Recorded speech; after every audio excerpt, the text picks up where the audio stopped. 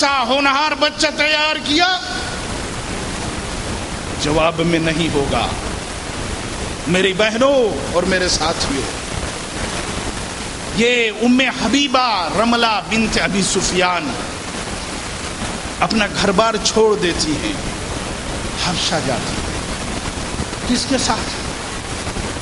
اپنے شوہر کے ساتھ، عبید اللہ کے ساتھ۔ کون وہاں پہ ساتھی ہے؟ کون غمگسار ہے؟ اور کون خوشیوں اور غموں میں ساتھ بیٹھ کر رہنے والا ہے؟ شوہر اور مسلمان ہیں، گاؤں میں شہر میں بکھر گئے سب کے سب۔ کچھ دن بیتتے ہیں، گزرتے ہیں، عبید اللہ آ کر اپنی بیوی سے کہتا ہے کہ میں تو تم سے دل کی بات بتاؤں، اسلام قبول کرنے سے پہلے، مسلمان ہونے سے پہلے میں نصرانی تھا، اور اب میں نصرانی عیسائیت پھر سے قبول کر چکا ہوں۔ میری نگاہ میں یہ سب سے صحیح اور سچا دین ہے۔ میرے ساتھیوں، میرے بھائیوں، پردیس میں ایسی عورت پہ کون سا غم ٹوٹنا چاہیے؟ میری بہنوں ذرا تم سوچو، سنو۔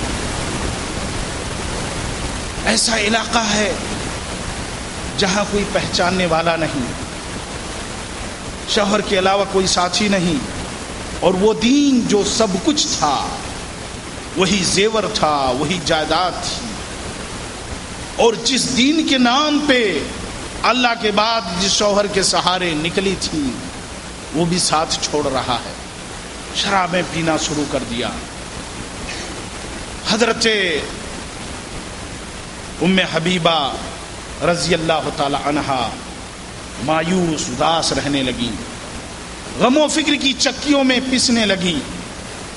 ایک دن شوہر جو نصرانیت قبول کر چکا تھا، شراب اتنا زیادہ پیا کہ وہیں پہ مر گیا۔ ام حبیبہ رضی اللہ تعالی عنہا کو ایک جھنجھٹ اور ایک پریشانی سے چھٹکارا مل گیا، لیکن آگے پیچھے کوئی نہیں۔ ایک چھوٹی سی بچی جس کا نام حبیبہ تھا، جن کی وجہ سے انہیں ام حبیبہ کہا جاتا تھا، ان کی پرورش میں لگی ہوئی ہیں۔ اچانک ایک رات خواب دیکھتی ہیں کہ مجھے کوئی امہات المومنین کہہ کے پکار رہا ہے، مجھے کوئی امہات المومنین کہہ کے پکار رہا ہے۔ اس سے پہلے کہ میں اور آگے جاؤں، دیکھو کتنا عجیب و غریب قصہ ہے۔ اسلام اور محمد الرسول اللہ کی تعلیم میں، کی تعلیم کو اس دیار غیر میں اپنے ہاتھ سے نہیں چھوڑا۔ جبکہ شوہر نصرانی ہو چکا تھا، اعوذ باللہ، اس دور کی بیٹیاں ہوتی تو اسی راستے پہ چلتی جس راستے پہ شوہر چلا تھا، لیکن نہیں، وہ اسلام والی تھی، انہوں نے اسلام کو پا کر سب کچھ چھوڑا تھا۔ اور آج کی بیٹیاں ہیں کہ اسلام چھوڑ کر سب کچھ اپنانے پہ تلی ہوئی۔ ام حبیبہ رملہ بنت ابی سفیان رضی اللہ تعالی عنہا ارشاد فرماتی کہ غم و مصیبت میں ڈوبی ہوئی میں تھی کہ ایک رات مجھے خواب میں سنائی دیا کوئی مجھے امہات المومنین کہہ کے پکار رہا ہے۔ میں کشمکش میں تھی کہ محمد الرسول اللہ صلی اللہ علیہ وسلم کو عبید اللہ کی خبر پہنچی میرے شوہر کے بارے میں، اس کے مر جانے کے بارے میں، اور اس کے بعد میری پریشانیوں کے بارے میں۔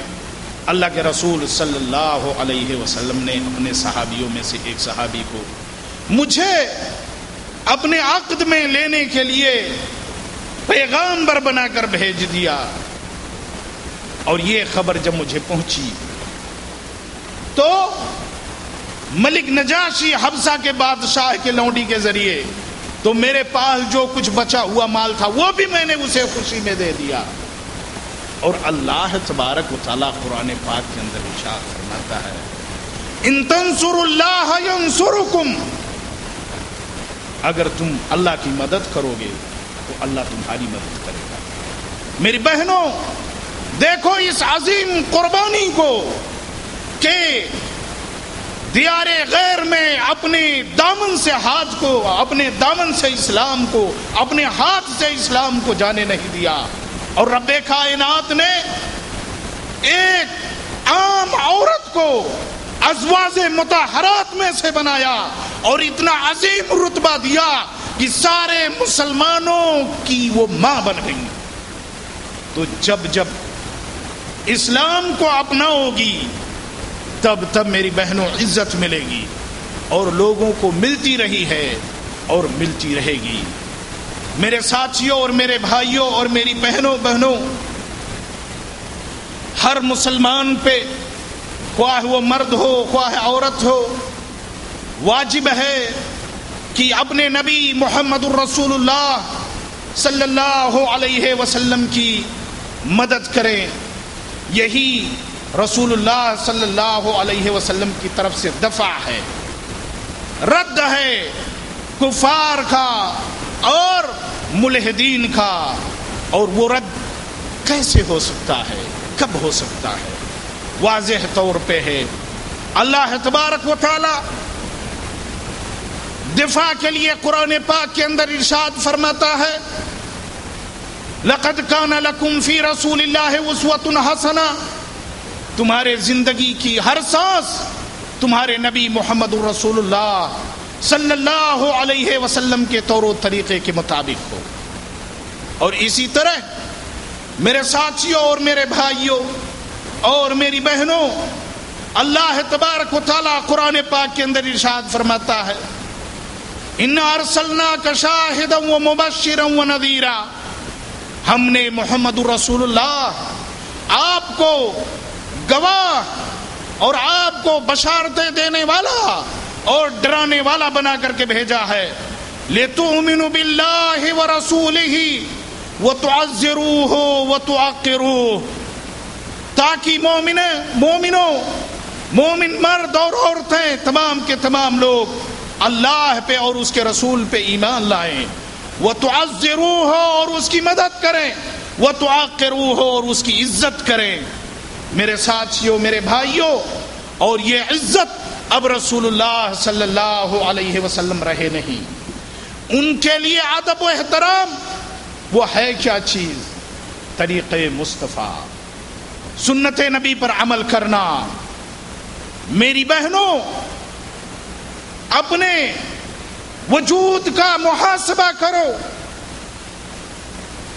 اپنے وجود پہ نگاہ ڈالو، کس حد تک محمد الرسول اللہ صلی اللہ علیہ وسلم کی تعلیم اور سنت اور تربیت، طور و طریقہ، اخلاق تم میں پایا جاتا ہے۔ دیکھو تو صحیح، اپنے انگلیوں کی ناخون کی طرف دیکھو، اپنے انگلیوں کی ناخون کی طرف دیکھو، اپنے چہروں پہ ملا جانے والا میک اپ اس کی طرف نگاہ ڈالو، اپنے نقاب کی طرف دیکھو، اپنے برقعوں کی طرف دیکھو، اپنے کپڑوں کی طرف دیکھو، کیا آیا یہ سارے کے سارے اسلامی ہیں؟ اللہ گواہ ہے، آج کے برقعے، آج کے نقاب، یہ پردے زینت ڈھکنے کے بجائے یہ خود زینت ہے۔ یہی سچائی ہے۔ بڑھے ہوئے مسلمان بیٹیوں کے، اسلام کی شہزادیوں کے ہاتھوں میں ناخن، شیطانوں کے اور چڑیلوں کے نقش قدم پہ چلنے کی